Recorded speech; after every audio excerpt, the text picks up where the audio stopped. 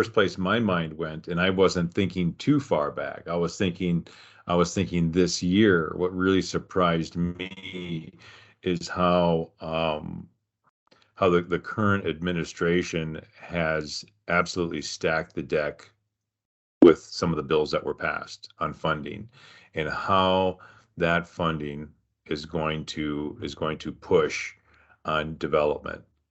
Not always in a good way. It's not always going to be clean. It's not going to be neat. There's going to be, waste. We're talking billions and billions of dollars, getting thrown at this, at industry. Say, okay, go build this, without having any rules or structures or standards. But just that sheer, I think this is really a once in a lifetime event for me anyway. Um, that that we're seeing the federal dollars going into transportation and mobility. And I think that's what really stands out to me. And again, hopefully we're wise about that, and we're not just throwing stuff against the wall to see if it'll stick. And But I've said this so many times, the challenge with when public policies get involved in market is policymakers like simplicity.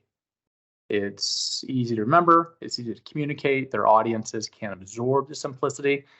There are no simple answers here. And I think that conflation between, are we trying to decarbonize or are we trying to promote electrification? If we're trying to decarbonize, then electric vehicles need to be supported, but so do other technologies. And so I don't think it surprises me. I've been in the political world long enough to recognize that you need to get behind the scenes and get your hands dirty and try to really figure out how the sausage is made. All the spokespeople want to do is go, here's your sausage. But what goes into that sausage has to be much more thoughtful. And I do believe that we've seen a transition where maybe we're not thinking as critically as we need to because politics are getting in the way rather than policy. And that's unfortunate because I think there's a huge opportunities here that we might be missing because politics is stepping all over policy. And I think your observation is accurate, I believe. Yeah.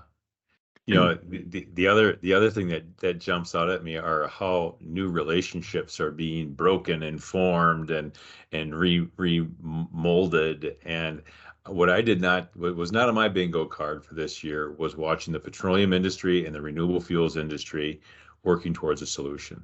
Yep. I did not see that coming. We've been urging them to do that for 10 years. Yes. So. Yes.